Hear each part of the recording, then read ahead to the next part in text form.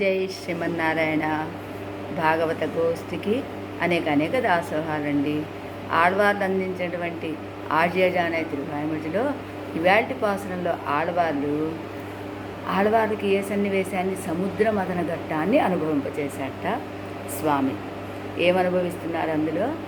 ఆరుమలైక్కు ఎదిరిందోడుమొలి అర ఊరు సులాయ్ మలదేయక్కుమలి కడల్ మారు సుజండ్రు అజైక్కిండవలి అప్పన్ శారుపడ అముదం కొండ నాందే అనేటువంటి ఈ పాసనంలో ఆనాడు సముద్రాన్ని చిలికినప్పుడు ఏ శబ్దాలు వచ్చాయి అనేటువంటి ఆ వివరణంతా చెప్తూ, సముద్రాన్ని చిలికినప్పుడట స్వామి 8 రూపాలు తాల్చి వాళ్ళందరికీ దేవతలకి సహాయం చేశాట. దేవతలకి ఎందుకు సముద్రాన్ని చిలికాడు? దేవతలకి మృత్యుంజయత్వం, మృత్యువు రాకుండా ఉండటానికి అమృతం తాగండరా, నువ్వు కూడా మృత్యువు లభించకుండా ఉంటుందని, ఆ అమృతం పడాలి అంటే సముద్రాన్ని చిలకండి అని చెప్పినటువంటి స్వామి సలహా మాత్రమే ఇవ్వలేదు. దానికి వాళ్ళు ఆ అమృతం పడే వరకు సముద్రం చిలకడానికి కావలసిన సహాయాలన్నీ చేశాడు. ఆ సహాయంలోనే 8 రూపాలను తాల్చి స్వామి వాళ్ళకి సహకరించాడు. ఎలాగా? మందరగిరి పర్వతాన్ని తీసుకురండరా చిలకండి అన్నాడు.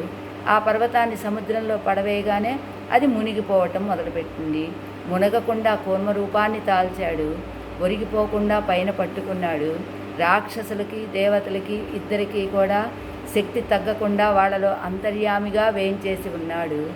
అంతేకాదు, మందరగిరి పర్వతానికి చుట్టినటువంటి వాసుకి అనే సర్పానికి శక్తి రావటం కోసం వాసుకిలో కూడా అనుప్రవేశం చేసి ఉన్నాడు. అలా స్వామి 8 రూపాలను తాల్చి ఆ సముద్ర మదన ఘట్టాన్ని చేయించాడు స్వామి. అలాంటి స్వామి దేవతలకి అలా అంటే ఒక రూపంతోటే కాదు, అనేక రూపాలు కూడా తాల్చి ఆశ్రితుల్ని రక్షించేటువంటి స్వామి మనకి అండగా ఉండగా మనకెందుకు ఇంకా భయం ఏ విషయంలో అయినా? జై శ్రీమన్నారాయణ.